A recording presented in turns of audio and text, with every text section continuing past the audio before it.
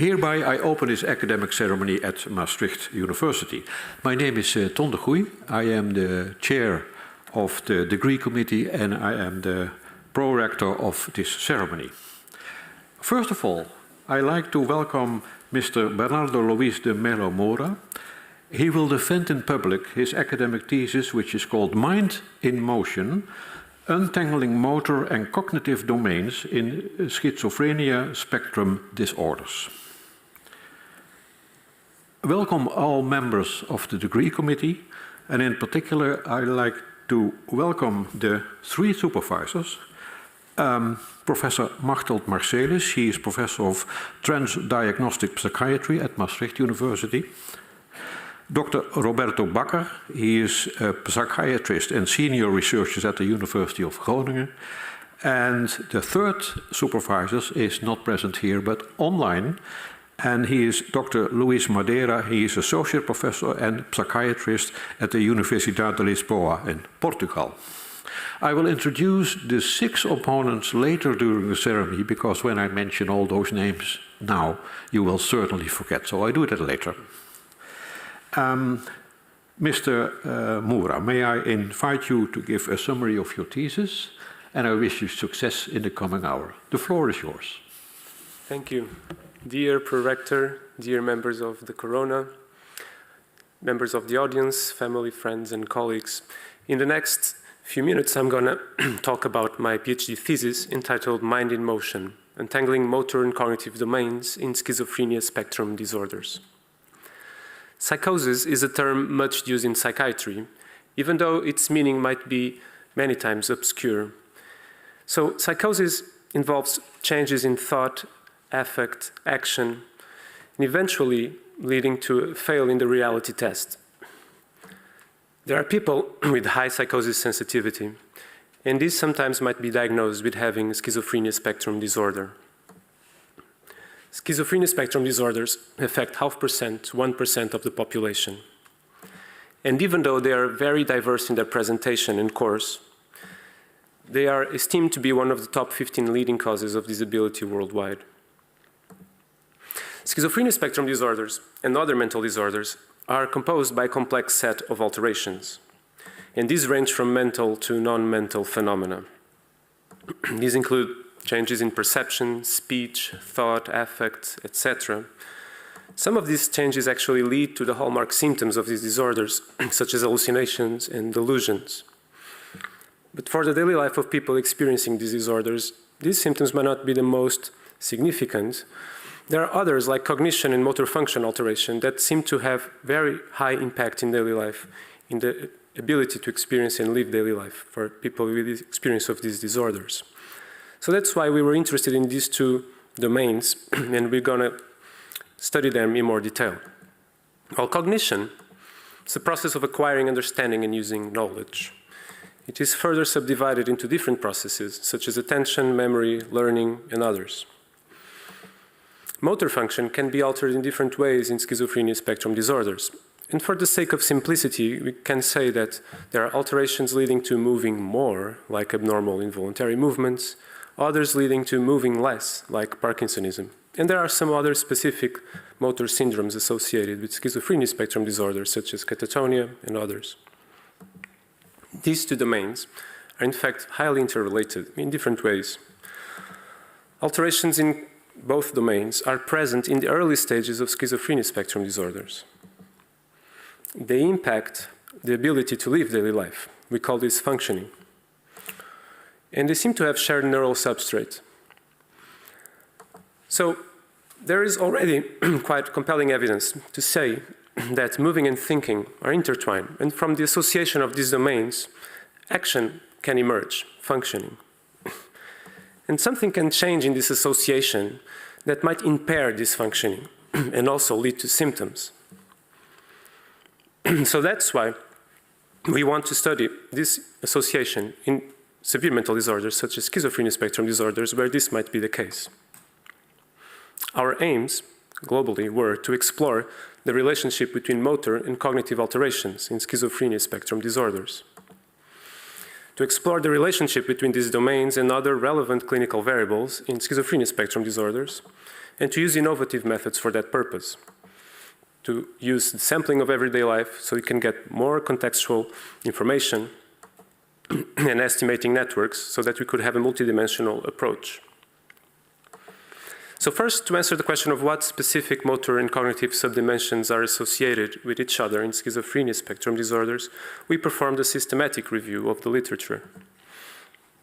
And from more than 11,000 identified articles, we selected 66 and performed a narrative synthesis. We saw, in general, that the articles pointed to an association between global cognitive impairment and specifically something called executive functions more frequently, to motor alterations, both of moving more and moving less alterations. And then, to further study these questions and to study the relationship between motor and cognitive subdimensions, also with other symptom dimensions in schizophrenia spectrum disorders, we moved to a different approach using network analysis. And network analysis is a very interesting method to use for the study of psychiatric disorders because it allows us to build like maps of the mental disorders, just like a subway map where you have stations interconnected. In this case, you'll have symptoms interconnected by their statistical associations. So these symptoms we call the nodes and their associations we call the edges. But network analysis doesn't allow only for having these very compelling and nice images. It allows for a very important mathematical analysis that can answer different types of questions, such as looking at the global and local level of the network, trying to answer questions such as how important is a node or how is the network organized. And this way you can find the hubs in the network, or we can estimate the structure of the network and try to have hints about the causal relationships of the nodes. So with a very large sample, we were able to estimate a network involving motor, cognitive dimensions, but also other symptom dimensions in schizophrenia spectrum disorders. And it's the very large and complicated network you can see in the picture, but I'll guide you through very quickly. So this network is composed by communities that we estimated. Communities are nodes that are very close to each other, and they compose like little islands interconnected one with the other. We found 7 communities. So you can see, for example, here on the top in pink, there's the motor community with 3 nodes. Here on the right in red, there's the cognitive community. And the other ones are communities composed of mental symptoms.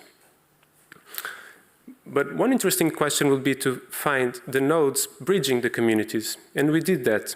So this would be something like finding the airports, the international airports, bringing together different countries.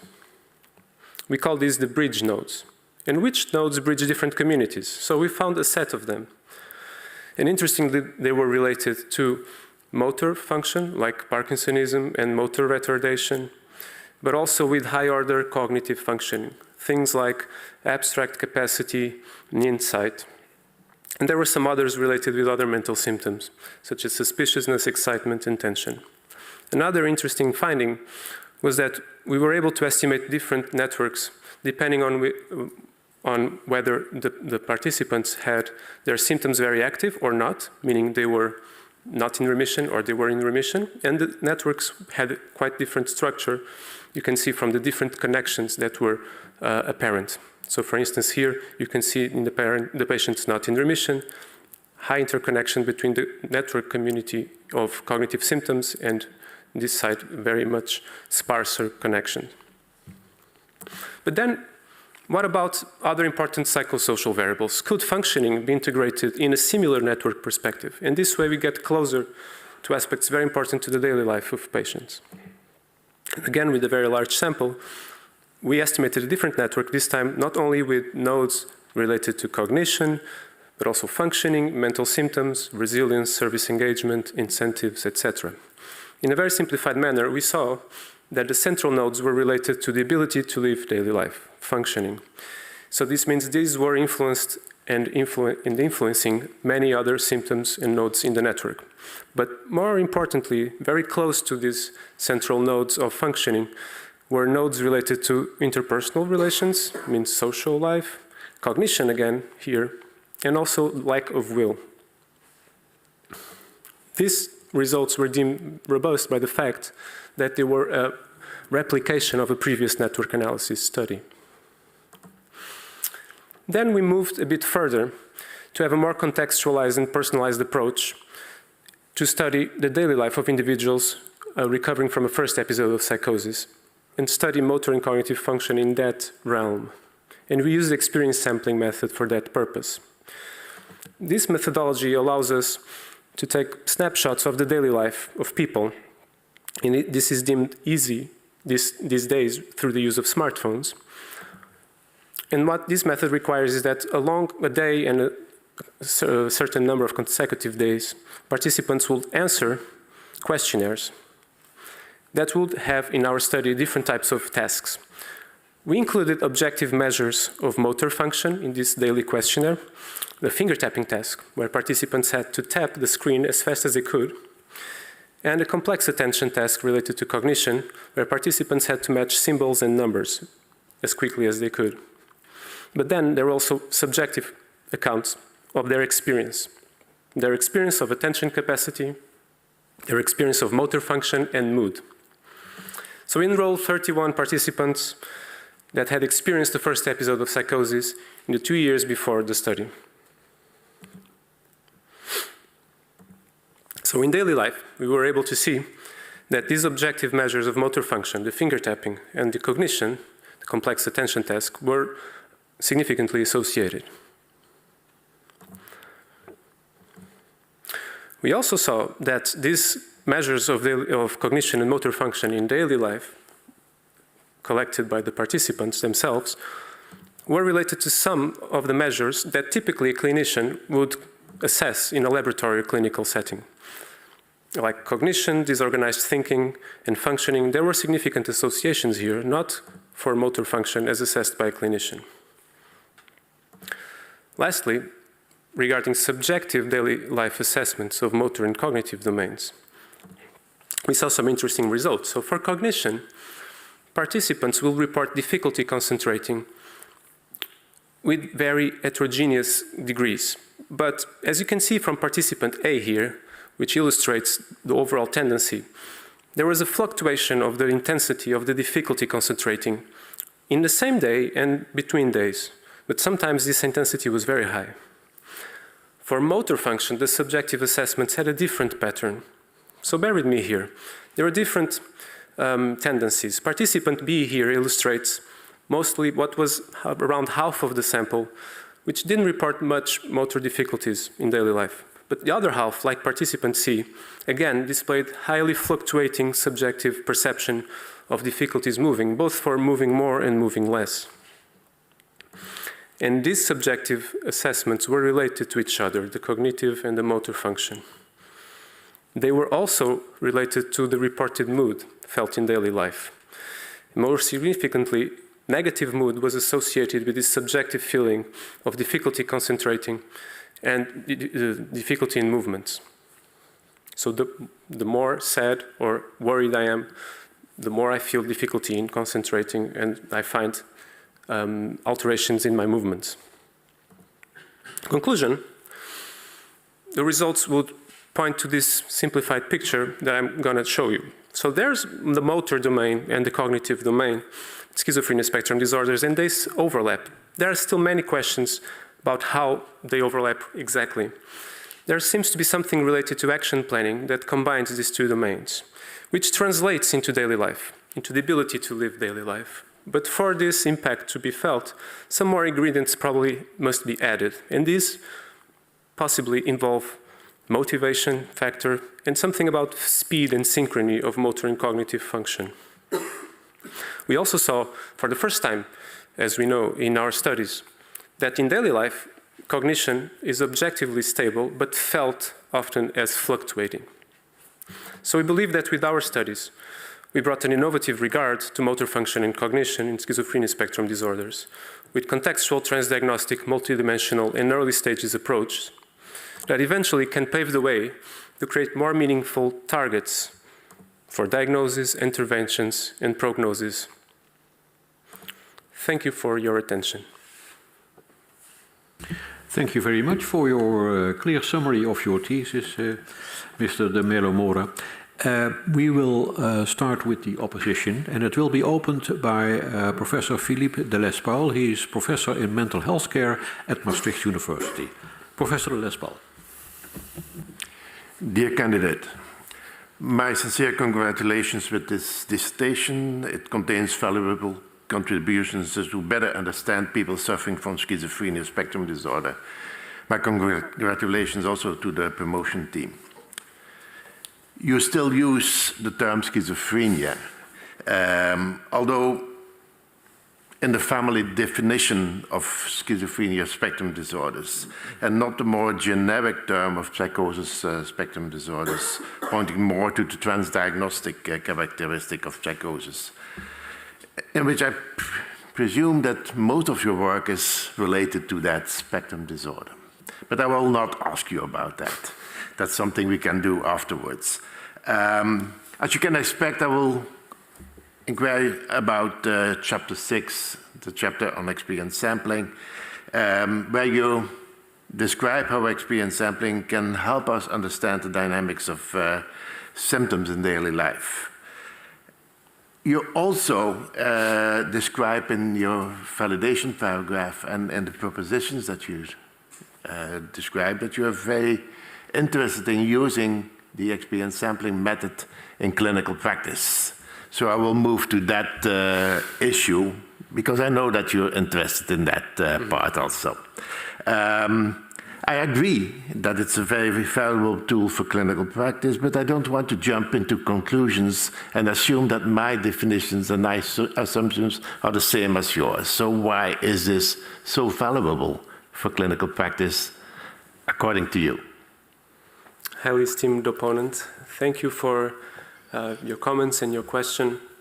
So experience sampling method and its clinical utility and why that will be interesting to use in our clinical work. Yes, indeed, that it's a topic that interests me and stems much from the work I did for this thesis. And there's so much that goes beyond what we write and we present and the experience we have with the people we see and the participants in the study, that I was able to interview and collect all this data along with them. And one of the things that I think from that experience raised a lot of interest was the fact that I was able to give them feedback on their answers in daily life experience. And some of the things that seemed very interesting there for them, apparently, were the fact that they were able to see how different activities, for instance, changed their perception of how they felt, their mood, and have that clear picture would bring new information that could be helpful for them. So there's immediately this domain of utility in giving feedback and giving some notions of activities that have clear objective impacts in how they felt. And this was... Just to interrupt you, most of the work that we do as clinicians and is in an expert position in the relation where we know what's going on with people. You describe here how building the case on daily life also puts the patient in an expert position. Can you reflect on that? Yes, so I felt that it was something that wasn't putting me in the position of telling them what were the important informations. I was showing them different things they themselves collected, and we were able to see what seemed to be more important for them and go through that. So it was more of a collaborative process that I think this type of method brings to clinical practice. And that itself, I mean, it can be already very important just for the building relationship, for example, and to strengthen the ties with people we see in clinical practice. And that, independently of what specific measures we can use and bring the individuals more to this discussion of what could be more relevant too, because here we were in a very more research-oriented setting, whereas I can see that in a more open clinical setting, this could change and be even more collaborative. So you describe it more as a tool of shared decision-making, yeah? Basically, it gives you the information that creates a common ground of discussion things. There's another issue that might be interesting in experience sampling. I wonder if you explore that also a little bit, because experience sampling refers to the daily life and not specifically only to symptoms. It's also describing what people are able to manage and not overemphasizing the symptoms. What's your reflection on that? Mm-hmm. Yes, it's such an open methodology. So in this case, for instance, we were interested in seeing patterns of activity. I mean, something that could be integrated and that could be highly meaningful and move away from technical symptoms and like psychotic symptoms that you can also try to probe with this method. Just like patterns of activity where the person is, what the person is doing. And I think more general well-being items related to mood that are very, I mean, that are very transdiagnostic even outside of clinical realm. Okay, so it's something that you can use independently of the diagnosis. Like you were saying in the beginning that this is very strictly about schizophrenia spectrum disorders, but clearly with this type of questions we use, it's more generic than that. More generic, yes. Right. Just a final question. If you think about generating feedback, you can think about network analysis as a way to introduce feedback, or you can think about a dynamic kind of exploration of what's going on. Where is a preference from the patient point of view? Yeah, that's a very good point, and I think some of the research that has been done in the recent years is trying to assess that, because some of these feedback tools and methodologies can be very complicated. I mean, can be very intuitive for a clinician, but not for the patients. So I think there's still research that needs to be done to understand what exactly are the best tools to translate and communicate about this information, because it can be highly dependent on level of education of people. So it's really an effort to try to adapt that to a language that can be easily shared. And I think that's a very important topic for clinical research. Thank you very much. Thank you, Professor Lespaul. The next opponent is Professor Iris Sommer. She is Professor of Neuroscience and Psychiatry at the University of Groningen. She is not here in the aula, but she is online, and we see her on the screen. Professor Sommer, the floor is yours. Thank you very much. Dear candidates, congratulations to this thesis. It's a very original work, and it's very important because in psychiatry, it's very rare that research bridges the large gap there is between mental and motor abilities. And I congratulate you and your promotion team for crossing that bridge and for showing the important connections between motor deficit and cognitive deficits that are clearly present in schizophrenia. Thank you so much for putting that topic back on the agenda where it belongs. So myself, I've been working as a consultant for people with Parkinson's disease over the last 10 years. And what I saw there is that a lack of motor flexibility, so people that have difficulty starting and stopping, but also difficulty in taking curves, also have a strong lack in mental flexibility. So if you cannot physically take a literal curve, it is also difficult to start using a different argument or a different strategy or task. And the two actually are not only associated with each other, but also over time. So if medication changes, and levodopa, of course, has a very short half-life, so it fluctuates a lot over time. With dopamine depletion, you can see both features, both the motor and the mental lack of flexibility increase. So if you think about mental flexibility, I would say that set shifting would be the best task to show that, which probably is part of the large umbrella term executive functioning. I think that's also what you showed in the meta-analysis, but could the EMA work also confirm a similar association in schizophrenia? Highly esteemed opponent, thank you for your very important remarks and the question around mental flexibility and the parallel with Parkinson's and schizophrenia. So, if I understood correctly, your question was regarding the similar association with the motor and cognitive function around set-shifting abilities in schizophrenia. Am I right? Yes, especially the extrapyramidal symptoms, if they would be most strongly associated to set-shifting tasks. Okay, with extrapyramidal symptoms, yes. There are conflicting views on that. I mean, the results I've seen from different studies are not very coherent, and they point to different directions. But as you pointed correctly, there's consistently this relationship, especially with Parkinsonism, but also dyskinesia to a certain extent, with the executive functions in general. And the problem is that many times these studies look at general scores. I mean, not only of global cognition, but also for executive functions. And very few studies will have very specific questions on specific subdomains within executive functions.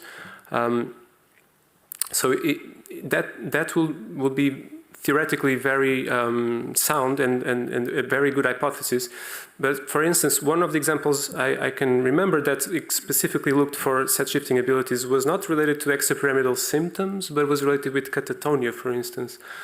It's again another motor syndrome, but a bit broader, and probably different in many ways to specifically the motor, the extrapyramidal symptoms. So, thank you. Yeah. Can I interrupt you? Sorry, I only have limited time and many questions. Did you also see in your EMA study that fluctuations in both functions, motor and cognitive functions, were dependent on the time of intake of medication? Yes, that's a very good point that I elaborate a little bit on the thesis. I didn't look specifically into that, but I think that could be an explanation for the fluctuation with the ratings. And in fact, there was an association, at least with the dosage of medication and the motor assessment, the finger tapping. They were associated, but to make it a more fine-grained analysis of the time of medication and those measures, I mean, I think I would have to have a design more specifically suited to answer that question, and that we didn't do in our study. But we put that as an hypothesis for the fluctuation along the day that could move along the serum concentration of medication, for instance. Yeah. Thank you very much. My last question concerns speech. I think there's a large association there as well. Speech is not only the translation of thoughts into words, but also a motor task in the pronunciation, which necessitates really rapid movements of tongue, lip, and the whole vocal tract. Did you see that specifically verbal fluency was affected by Parkinsonism? And could speech be a proxy for this diadochokinesis that we usually investigate using rapid finger testing? But could speech actually be a good alternative for that? Yes, that's a very good point. With speech as a combining motor and cognitive elements, and specifically for motor analysis, it's a quite rich, I think, input that we did not use. But I believe, and there are many studies already looking into that, that within speech analysis you can find elements that are very important for motor function and that have prognostic utility, for instance, that has been already studied. And that's an element that will be very interesting to use actually in this type of protocols, where with smartphones you can also, for instance, record speech or parts of speech that you can also use and embed in this type of daily life protocols, I think it will be a very interesting add-on because it's a very rich type of data that we could include for sure. Thank you very much. I'm satisfied with the answers, and I'll give the word back to the pro-rector. Thank you very much, Professor Sommer. The next opponent is Professor Isabel Pavao Martins. She is Professor of Neurology at the Faculty of Medicine of the Universidade de Lisboa in Portugal. Professor Martins. Thank you, Mr. Director, and thank you for the invitation. I would like to congratulate the candidate for his work, very original thesis, scientifically sound, and very clear, even for a non-psychiatrist like my case, which translates his maturity as a researcher. The thesis are very nice, logic, organization, and very much coherent internally as a thesis. So I would like to hear you about a few points. One of them, which is also my interest, is on the cognitive assessment of these patients. What do you recommend after your work should be the cognitive assessment of patients with SSDs? I mean, would you recommend them to be systematically evaluated, just a few selected patients, and which type of battery you think is more useful to evaluate these patients? That's my first question. Highly esteemed opponent, thank you for your kind words. Regarding your question on the cognitive assessment for people with schizophrenia spectrum disorders, so I think there are many possible answers. One thing that comes across from our studies is actually that there are some specific tasks that actually give a lot of information already. Even though it's more typical, and I think in many places the common practice is to perform a very complete, broad neurocognitive assessment with this matrix consensus style of approach. It's a very long questionnaire battery. But for instance, the digit symbol substitution task that already embeds a lot of important different components that seem to have very high clinical utility in terms of prognosis, diagnosis, staging, and it's such a simple task. So I will answer in two ways, which is that because of the high heterogeneity as well of the different alterations in cognition, have at least one broader picture of cognition covering different domains seems important, but I will then say that it seems like very simple tests like this one I mentioned could be used more routinely to assess the patients in clinical practice, and it's much more convenient as well to use this kind of assessments. But for sure, the focus in executive functioning should be there. And there's also another element that could be added to this. It's not completely cognitive assessment, but it's related with functional capacity. And that's more like thinking in action already. And that's something that many people recommend as part of the neurocognitive assessment to be also performed. You would recommend something like a simple kind of a bedside test that you can use in outpatient clinic, like the digit symbol substitution, or some executive functions test. You could do it regularly during the consultations. That, I mean, is one possible proposal. I think it was interesting because in most neurological diseases, we see memory impairment, learning and memory impairment. And here in these disorders, you don't see that so much. You see much more executive dysfunction, or frontal, we call it frontal still, frontal lobe dysfunction, as a much more relevant aspect of cognition in these patients. So I think that is interesting. And as Dr. Iris Sommer also suggested, flexibility, maybe flexibility or alternation and abstraction. That's something that you can also test very, very easily on the bedside or in a consultation. And my other question is on the about the variables that you think should be included in future studies of patients with SSDs. That in your systematic review, you noticed that confounding variables were not included in most studies. So my question is what you think are the most important confounding variables that should be part of future studies? Okay, yeah, thank you for the question.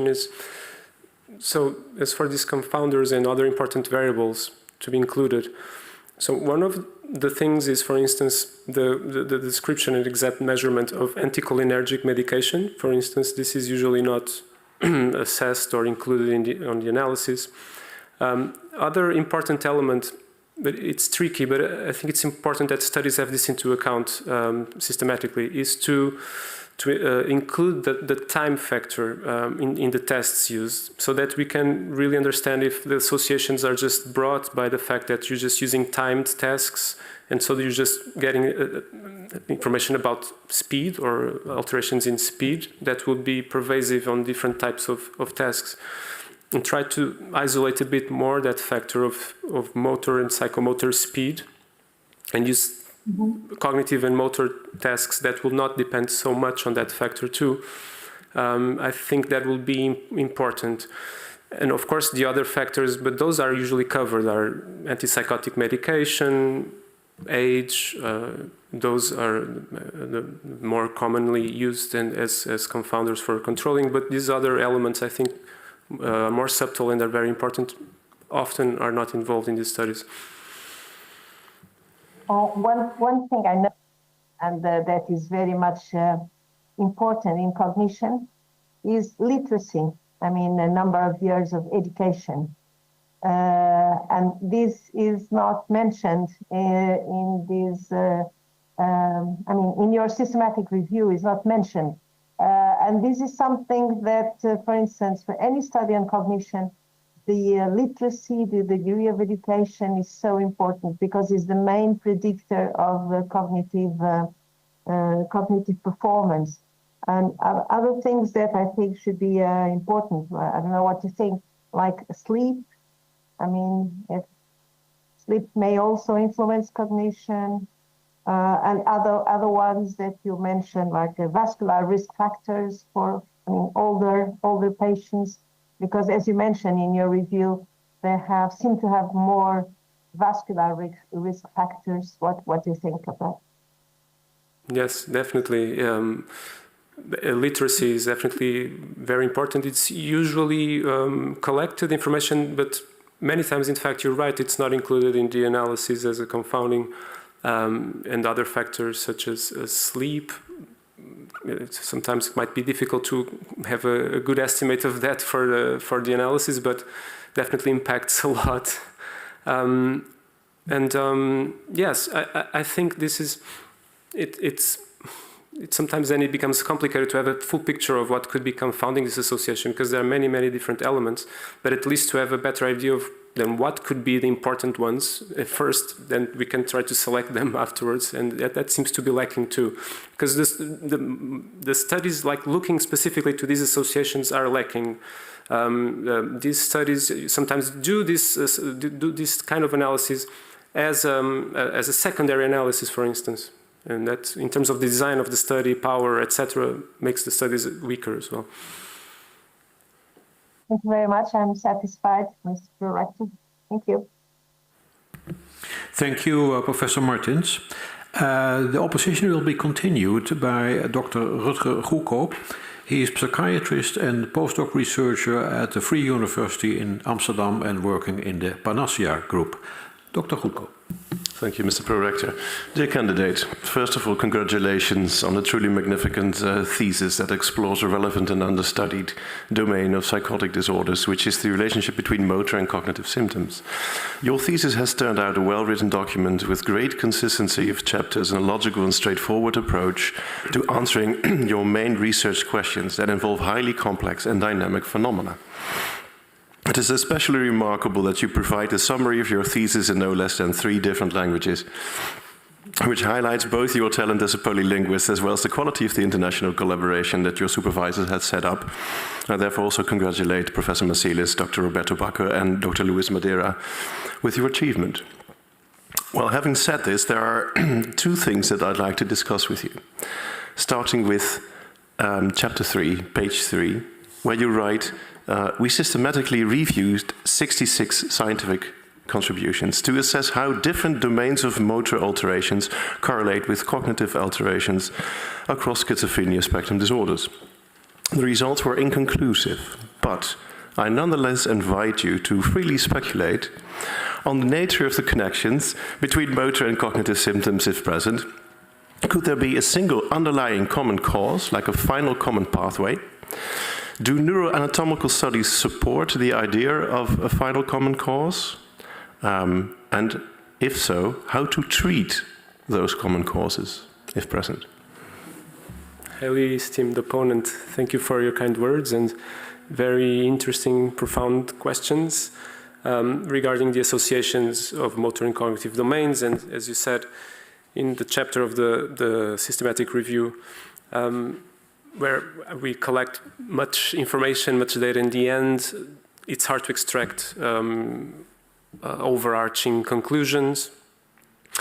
But regarding the speculations on these associations, yes, so I think one of the possibilities is that, I mean, it's around the fact that we have to use concepts, and concepts are tricky when we formulate them and with language that we are always limited by.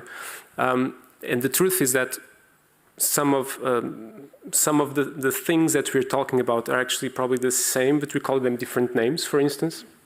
And the association between motor and cognitive function might be one of those cases where there's probably a core that is really binding them together would be the same. And this seems to be related to, as I showed in I think one of the last slides, the planning of action. So it's really about the embeddedness of these domains, about the fact that movement and cognition have to be put into practice to create an effect. And there seems to be something reuniting these domains. And this is probably the same related to how to translate into action thinking and moving. And this planning of the action seems to be possibly a common factor that, I mean, in terms of neural substrates, involves circuits related to the cerebellum, the basal ganglia, and the cortex. So, and that seems to unify. I mean, this is a biological level. Of course, we can see reality in different levels, of course. And then I think there's something uniting this, that we can call different names and say this is movement, this is thinking, but in the end, it's this unified process. Sure, thank you so much for your answer. I was wondering, you know, there has been this paper published, I think it was by Bullmore, who noted the loss of frontal hubs, like highly integrative hub structures, connective structures. Would those perhaps be playing a role here? Frontal hubs that are lost, yes, definitely. I mean, the integrity of these circuits is crucial to keep the synchrony also working. So this is another important element here, is not only that there are different elements and different neural substrates, but they can work synchronically to produce an effect. And if there's disruption in this network, then this is lost and there's a change in the processes. Sure, you might also find something like disorganization or whatever, you know, because yeah. Perhaps, if time permits, a second question. On page 4, you write, the third study in this thesis, chapter 5, focuses on the recovery process in individuals with SSDs, schizophrenia spectrum disorders. Recovery is a phenomenon that involves not only the mitigation of psychopathological symptoms, but also improvements in cognitive functioning, personal researches, and real-life functioning. The conclusions were that neurocognitive abilities, interpersonal relationships, and avolition were also key elements that influence overall functioning and recovery. Now, I wonder, would you consider cognitive and evolution symptoms to be an intrinsic part of schizophrenia spectrum disorders? And if so, would you also consider social interactions to be an intrinsic part of SSDs? And If so, would you also consider your microbiome or your mother-in-law to be an intrinsic part of schizophrenia spectrum disorders? I'm, of course, talking about the demarcation of syndromes from other syndromes, and the question of whether context factors should also be part of an extended diagnosis of schizophrenia spectrum disorders or not. I'd be thrilled to hear your take on this. Thank you for a very interesting question. Yeah, in the end, where are the boundaries of the elements that are relevant, and we will place them, I mean, removing hallucinations and delusions were just what we're looking for in treating with antipsychotics, and all of a sudden, and through much research, we have all these different domains. I mean, I like to see this, you know, and I think network analysis and network science is a good framework to think about these things, that in fact, it's such a complex mixture of different factors that I can only see them being merged in a complex layered network perspective where you have different levels of interrelations of important factors that then impact each other. And I think this is purely transdiagnostic, and even outside the realm of mental disorders, this is something inherent to human well-being, and having a clear notion of all these different elements translates into health. And then there are probably different types of changes that will lead to different phenotypes. But that definitely, that's one of the interesting things, I think, almost philosophically from the network perspective, and that study in the chapter 5 shows it, is that we can bring things that are from different realms somehow, but you can see how they interact. And see that they interact, and see that this can have important consequences. So I think that's one of the beautiful things of these approaches, is that you start bringing that more into medicine and looking into things with that regard. Okay, wonderful. Thank you so much. I'm very satisfied with the questions. Mr. Prorector. Thank you, Dr. Goedkoop. The next opponent is Dr. Sinan Geluxus. He is Associate Professor of Psychiatry at Maastricht University. Dr. Geluxus. Thank you. Dear candidates, before I move on to my questions, I would like to actually congratulate you and your supervisors for the impressive work presented in this thesis. And of course, since this is a PhD defense, I would like to engage you with some discussion about some of the aspects of your studies actually. So you mentioned replication crisis in psychiatry and psychology research in chapter 5. And in chapter 5, it particularly attempts to replicate a previous study by Professor Galderesi and her colleagues. So it's admirable that you actually really tried your best to keep it consistent with the previous study. And in the end, you replicated to a larger extent previous findings. But I would like to invite you to reflect more critically on the replication of network studies. In that sense, the structure and the interpretation of a network heavily depends on the variable selected. As the approach inherently, and previous discussions with the opponents actually showed that, like, assumes that these variables are part of a system. For instance, in your earlier study in chapter 4, you used individual PANSS items. Whereas in chapter 5, to keep it consistent with the previous study, you use sum scores. And given that the network structure is sensitive to these modeling decisions and the selection of variables, to what extent do you believe replication is achievable in this context with network studies in the future and like compared to previous studies? Mm-hmm. Yeah, highly esteemed opponent, thank you for your important remarks and insights about network analysis. And this is a novel field, I mean, not in mathematics, but in psychiatry. And this has been evolving a lot over the past years, and there are still a lot of open questions regarding the specific approaches. And you're right in pointing that it's tricky to talk about these replications because of the choice of nodes and the way it changes networks. So I will agree with you completely that the different approach you take might change the view of the results, but the discussion in more technical terms in the field has been quite divided about that, from what I'm aware.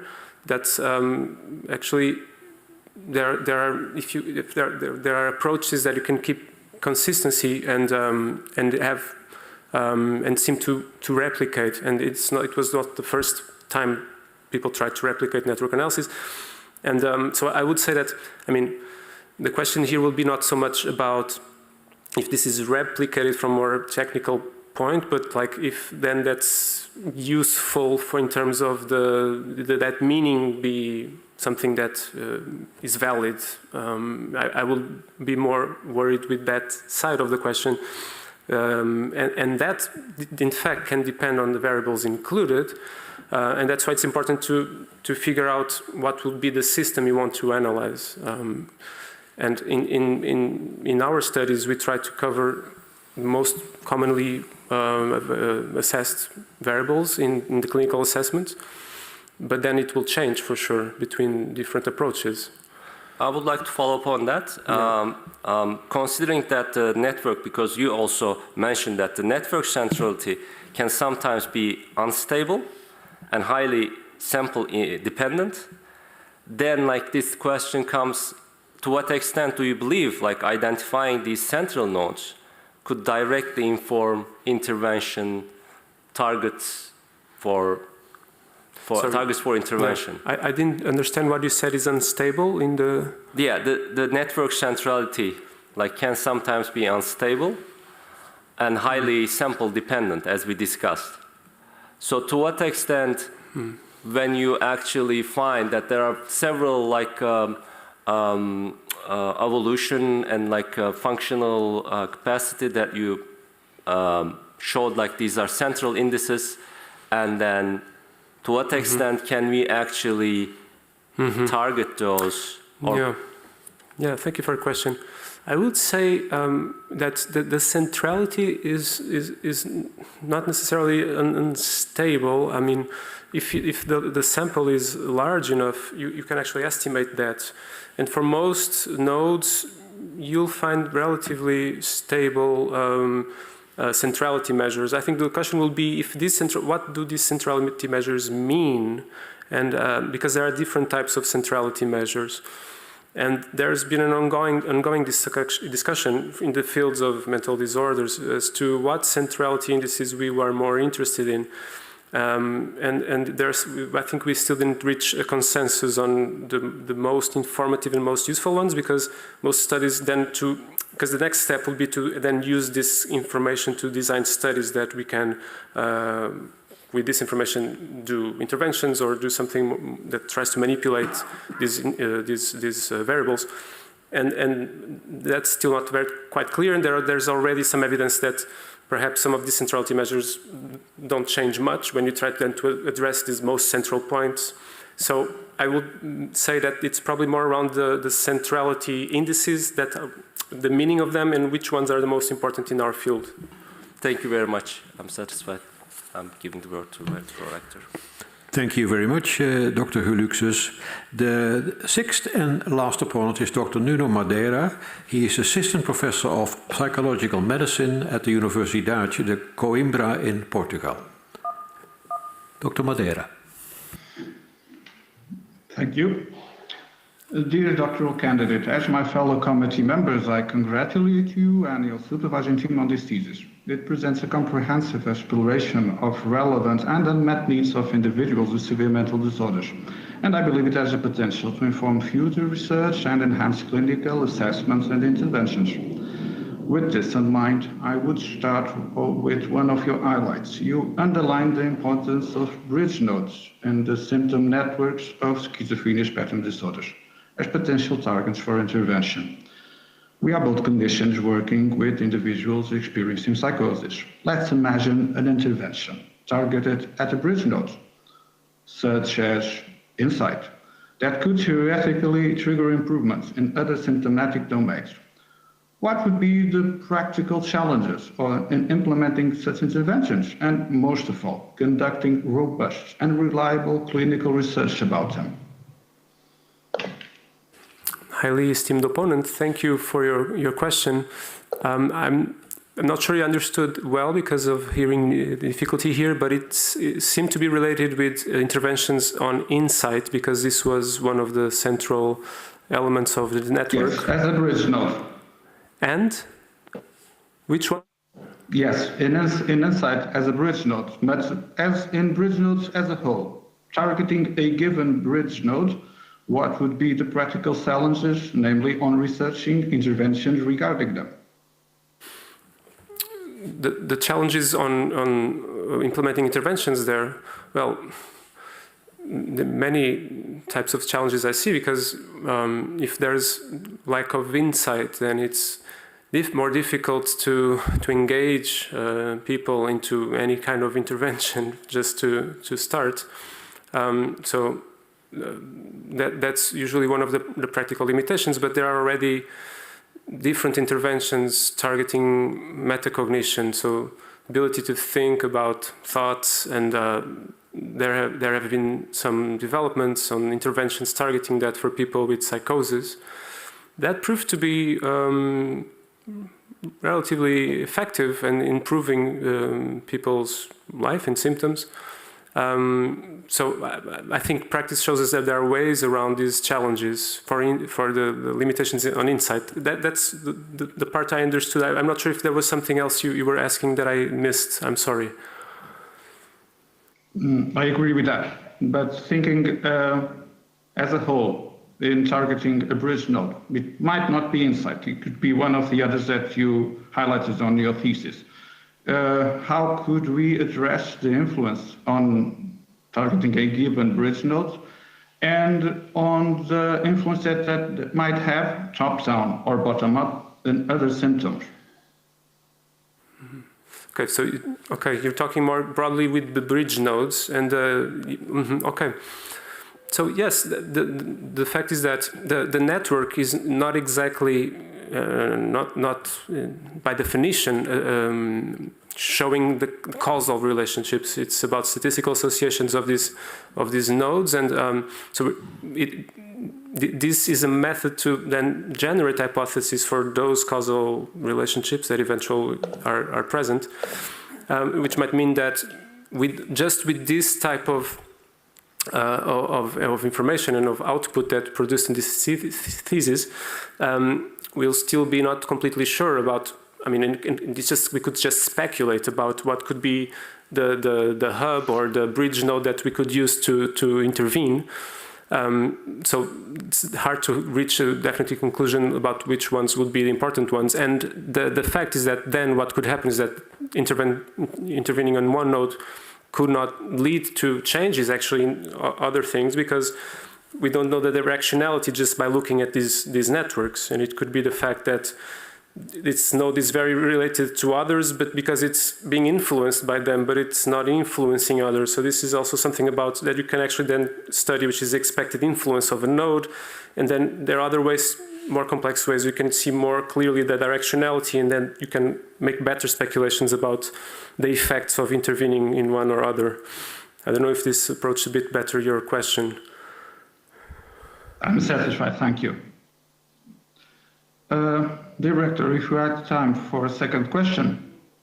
Yes. I would like to go back to chapter 3, which has already been discussed, but with a specific focus on the relations between those weak to moderate to negative correlations that you found between motor and cognitive alterations in SSDs. So, what is your interpretation of the nature of the relationship between those domains? Are there independent or interdependent manifestations of a common pathophysiology? Or are there causal or mediating mechanisms that might explain their covariance, even if weak? So, you had one of your last slides, that cloud where we brought together in this conundrum, okay, motor and cognitive changes and other interface factors. Could we make it a Bermuda Triangle involving namely social cognition, negative symptoms? How are your thoughts on this? Thank you for your question. So I think you're covering many different aspects, and it's a quite complex question, of course. And as I said before, from some of the previous questions, I think the answer could be a mix of many of those things you said. So probably a part of this relationship relies on something that is really common, that unifies the motor and cognitive aspects with the same neural substrate. But other parts are probably related also with other elements that are difficult to separate completely. Like, for instance, negative symptoms, you said, can also have a motor and cognitive counterpart.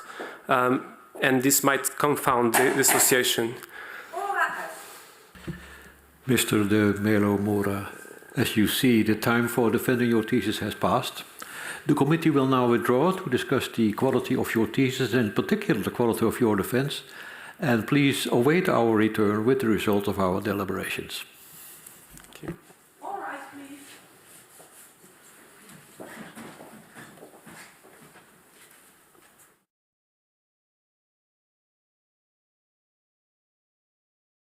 The PhD defense has now ended. The degree committee will debate the candidate's performance behind closed doors. This process usually takes about 10 minutes.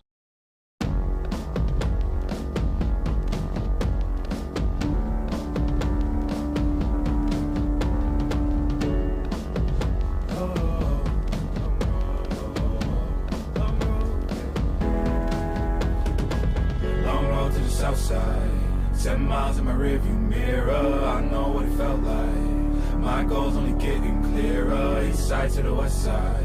No place like home. If it's questions that you've got, go the extra mile and die.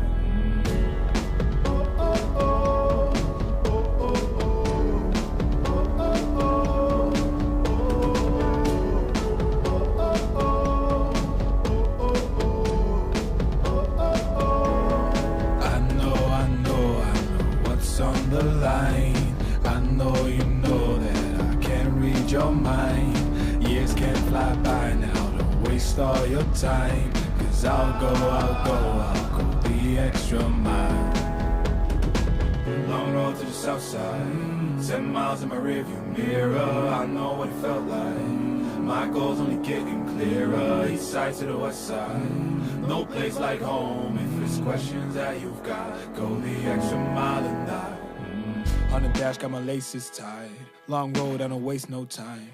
Break rules because fate decides. With the team and we chase the light. I make a move, fall down, shake it off. I hate to lose, bad branch, break it off. No room for negativity, praise and love. Prepare for deep part cause we're taking off. Get the mileage, traveling so far from home. Gathering knowledge, other connections. I put the time in to get everything I ever hoped for. It's a challenge and we all in. It's a better future that we go for. And even though these nights seem long, I know that I am never on my own. Know you won the battle once you've grown.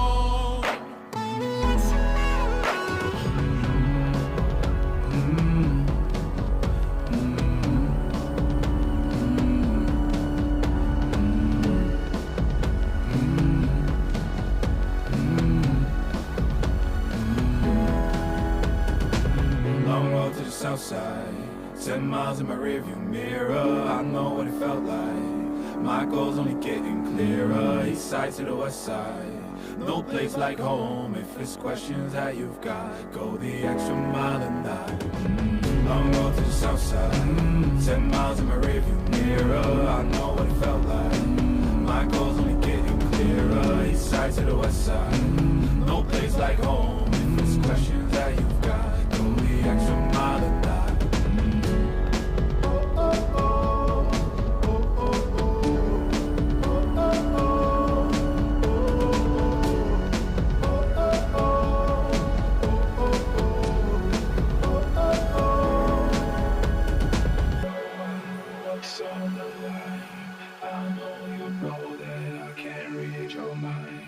Years can't fly by now, don't waste all your time. Cause I'll go the extra mile.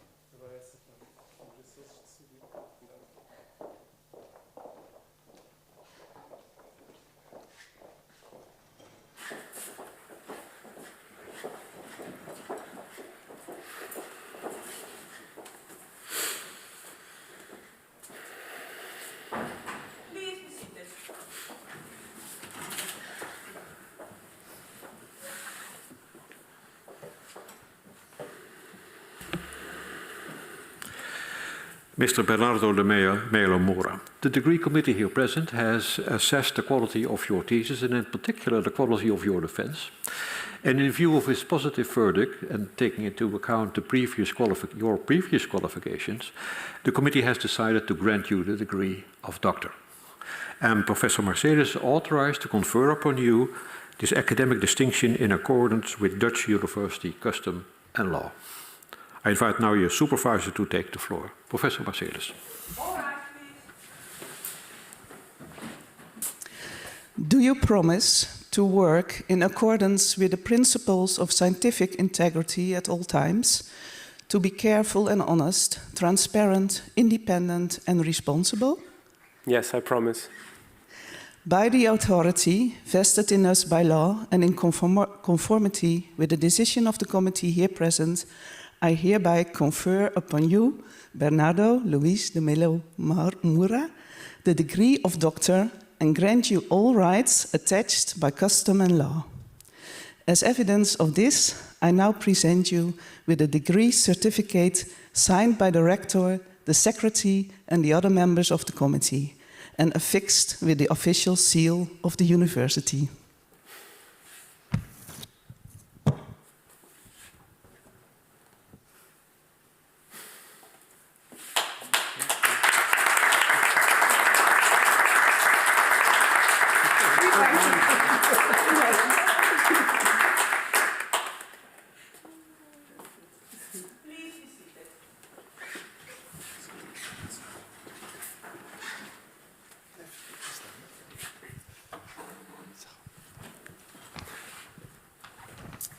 Dear Bernardo,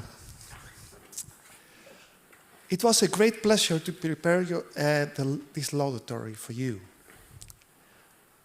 I first met you during a dinner in Florence during the CERS Congress. And I'm not wrong, it was in 2017. And you were sitting next to me, and you and I started talking, and you were very interested in doing a PhD, doing research. And I thought this guy is really a smart guy, interesting. So, and you were sitting in front of me, and I went to Maastricht. I said, Maastricht, I'm talking to such a great person. And then we said, okay, because the dinner was arranged by Jim van Os, Professor Jim van Os. We talked with Jim van Os, and we said, this guy is kind of interesting. And then we literally were standing there, you were there, we were talking.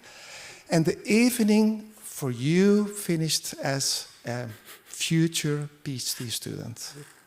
And that's really something exceptional. I've never seen such a thing, and that says really something about your quality. As a person, a scientist, as a physician. It's really impressive. And then we became your tutors, promoter as in Holland and co-promoter, and then Luís came later, and then we had the whole team together. Of course, the COVID-19 played a role in your trajectory, and the only good thing about the COVID was that video calling or video conference was possible, and that was really a solution because you were in Portugal and we were in Holland. And Luís, of course, in Portugal. So that was a hybrid meeting because I went to Portugal twice. And you also went to Portugal. You were really a great host. I met the team. And I even played with laser tag or laser game. And that was really something what I liked very, very much.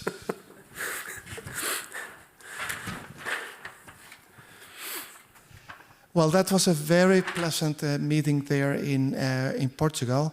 And you had the task to work with two apps. Normally, it's only the experience sampling method. Now also the motor app with the cognition, and combine that. So that was really something unique. And I remember also with a different database, how can you put them together? How do you instruct the people? And the recruitment was challenging, as always, and especially in COVID-19 was really. But you were so well organized. You said, why not asking other hospitals to have more possibility? That's what you did. And in that you succeeded. And then the technical part. What I mean with that is the analysis. And we really saw that you are a guy who really picked it up quickly, learned quickly, really understand the whole material, the difficult statistics, etc., in a very high level. And what you did this all alone in Portugal. Later came Luís, but you, because we were in Holland and you were in Portugal, and you did it all almost by yourself. So that's something, really something very special. And you could say, well, that's a lot. No, you started also as a resident, specialized in psychiatry. Then you became a psychiatrist. And if that was not enough, you found Beatrice, nice to meet you.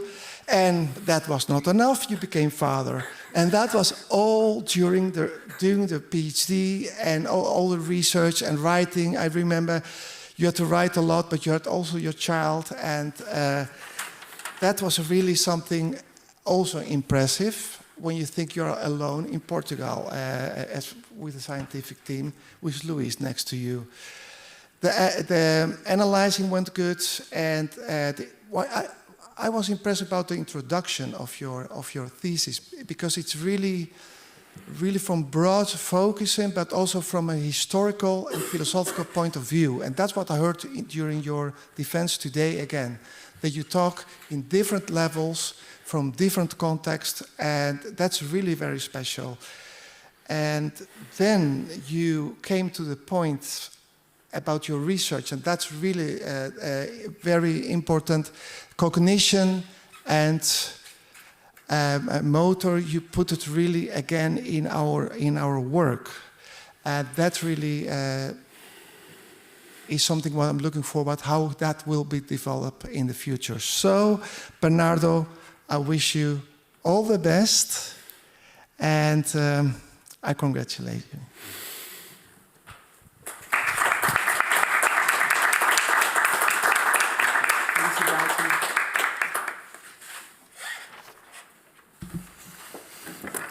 Esteemed Dr. de Melo Moura, dear Bernardo, I congratulate you, and it's my great pleasure to congratulate you with your doctorate, and I do that also on behalf of Maastricht University.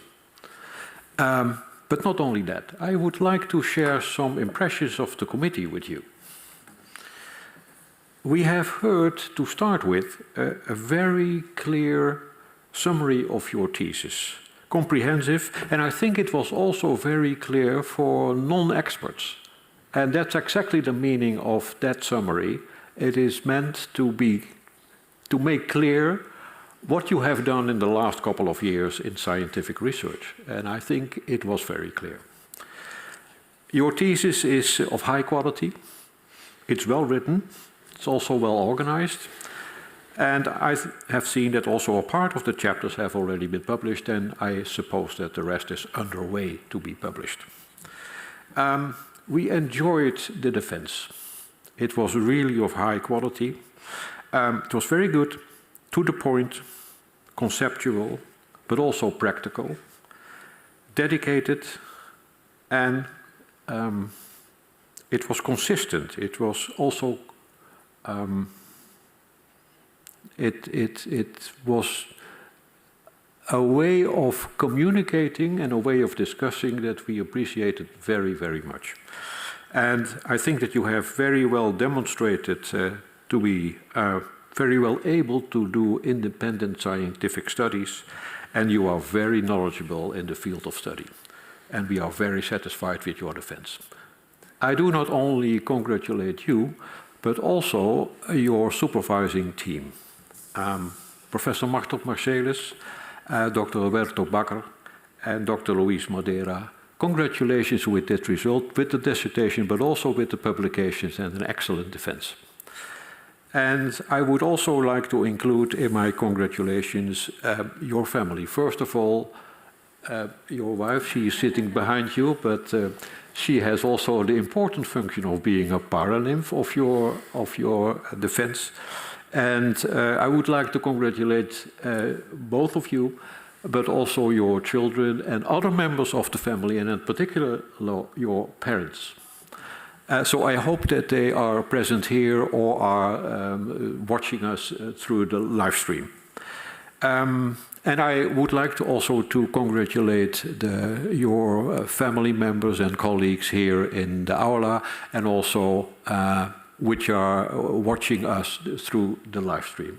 Congratulations to you all. I would like to thank both the members of both committees, the